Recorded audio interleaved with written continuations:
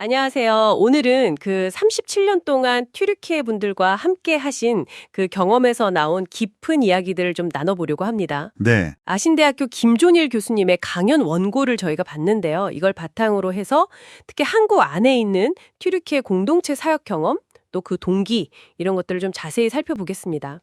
이 경험에서 우리가 뭘 발견할 수 있을까요? 네, 이게 참 한 개인의 아주 오랜 선교 여정하고 또 신학적인 성찰이 잘 녹아있는 그런 기록이더라고요. 그렇죠. 특히 그 현장에서 직접 부딪히면서 얻은 교훈들, 아주 생생한 이야기들이 담겨 있어서 흥미로웠습니다. 뭐랄까 그냥 보고서가 아니라 정말 삶으로 쓴 이야기 같아요. 맞아요. 바로 그 이야기 속으로 한번 들어가 보죠. 시작은 1988년인데요. 제1을 선교 한국 대회? 아, 그때요? 네. 당시에 한국 젊은이들한테 이 해외 선교 비전을 아주 강하게 심어줬던 좀 중요한 행사였잖아요. 네, 맞습니다. 이 강연자분께서도 이 대회를 계기로 해서 튀르키예로 가셔서 그 37년이라는 긴 여정을 시작하셨다고 합니다. 튀르키예에 대한 좀 특별한 애정이 느껴지는데요. 그 이유로 한 4가지 정도를 꼽으시더라고요. 네 가지요? 네. 첫째는 이제 같은 우랄 알타이어족 계통이라는 언어적인 배경. 뭐 이게 문장 구조나 일부 어휘에서 좀 비슷함이 느껴지니까 정서적인 유대감 형성에 도움이 될 수 있다. 뭐 이런 생각. 아하. 둘째는 비슷한 사고 방식하고 삶의 형태. 셋째는 그 6.25 전쟁 때 맺어진 혈맹 관계. 그렇죠. 형제의 나라. 네. 그리고 마지막으로는 거기가 성경 역사의 아주 중요한 무대라는 점이었어요. 그렇군요. 그 선교를 결심하게 된 결정적인 계기도 2가지가 있었다고 하셨죠? 첫 번째는 군 복무 시절 경험. 아, 군대 경험? 네. 군종병으로 계셨는데 국립현충원에서 합동 안장식에 자주 가셨대요. 근데 거기서 젊은 병사들의 죽음을 많이 보신 거죠. 아이고. 특히 그 아들을 땅에 묻는 순간에 어머니가 같이 머리를 파묻으려고 막 절규하는 모습, 네. 그게 너무 큰 충격이었고 그걸 보면서 삶과 죽음의 주권은 결국 하나님께 있구나. 이걸 깨달으셨다고. 강렬한 경험이었겠네요. 그리고 2번째 계기는 졸업하고 진로를 고민할 때 그 선교 한국 대회에서 들은 허드슨 테일러 일화라고 합니다. 아, 그 유명한 이야기죠. 네. 강에 아이가 빠졌는데 뱃사공이 구조 비용부터 얼마 줄 거냐고 흥정하다가 결국 아이를 못 구한 그 이야기요. 네네. 이걸 듣고 마치 내가 저 뱃사공처럼 후원이나 뭐 신학 공부, 언어 능력 이런 조건 따지면서 선교를 망설이고 있었구나. 이걸 깨닫고 그냥 바로 떠나기로 결심하셨다는 거죠. 와. 정말 그 개인적인 경험들이 한 사람을 평생의 길로 이끄는 힘이 대단한 것 같습니다. 그러니까요. 청취자 여러분도 혹시 삶의 방향을 바꾼 그런 결정적인 순간이 있었는지 한번 돌아보시면 좋겠네요. 네, 그렇죠. 그런 강렬한 동기가 있었으니까 20년 동안 현지에서 사역하고 돌아오셔서도 국내에 있는 튀르키예 분들을 대상으로 또 15년째 사역을 쭉 이어오고 계신 거겠죠? 맞아요. 근데 여기서 흥미로운 점은 현지 사역하고 국내 사역의 차이점을 분석하신 부분이에요. 맞습니다.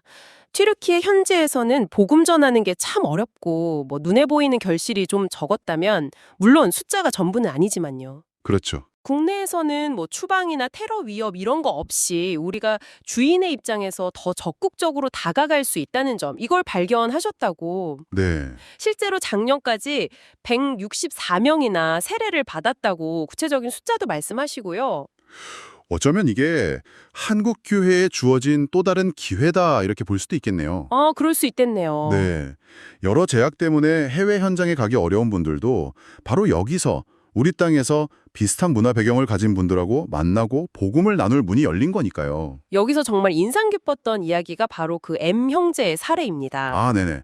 M 형제 이야기? 예, 예수를 믿고 복음을 전하다가 직장에서 해고된 이 M 형제를 위해서 이 강연자 그룹이 가게를 차려주고 1년 동안 월급까지 지원을 했는데요.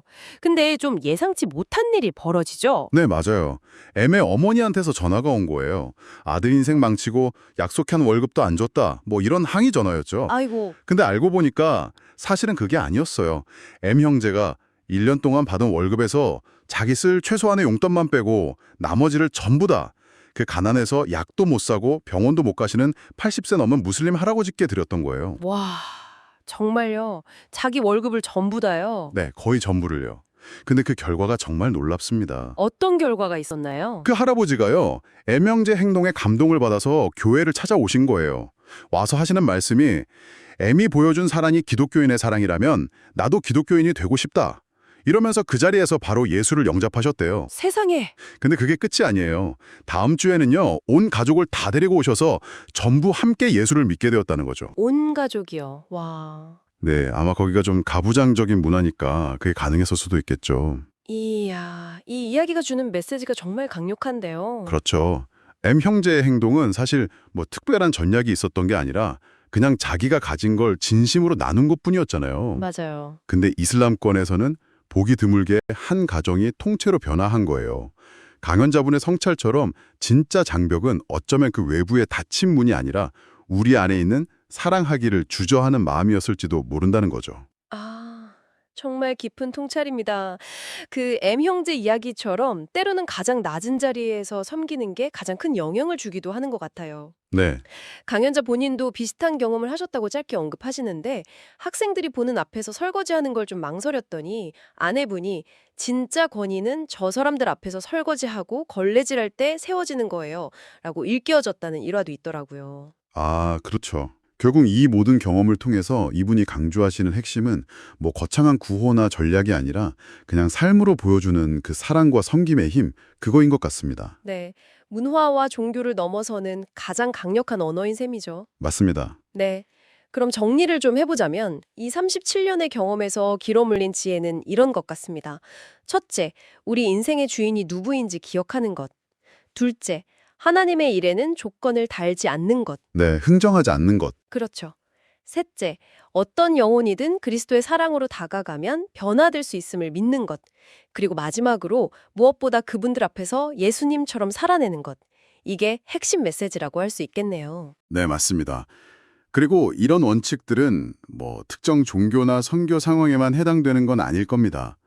청취자 여러분이 일상적인 관계 속에서도 이런 진솔하고 실천적인 사랑과 섬김이 어떤 긍정적인 변화를 가져올 수 있을지 한번 생각해 볼 만한 지점인 것 같아요. 마지막으로요. 강연 내용 중에 아주 짧게 언급된 부분이 있는데 형편없고 문제투성이었던 현지인이라는 표현이 잠깐 나와요. 아, 네. 구체적인 내용은 없지만 이게 우리에게 질문을 던지는 것 같습니다. 우리가 보기에 좀 부족하거나 자격이 없어 보이거나 심지어 우리를 힘들게 하는 그런 사람들에게조차 어떻게 M 형제가 보여줬던 것 같은 그런 무조건적인 사랑과 섬김을 실천할 수 있을까? 이 질문을 한번 마음에 품어보면서 오늘 이야기를 마무리하면 어떨까 싶습니다.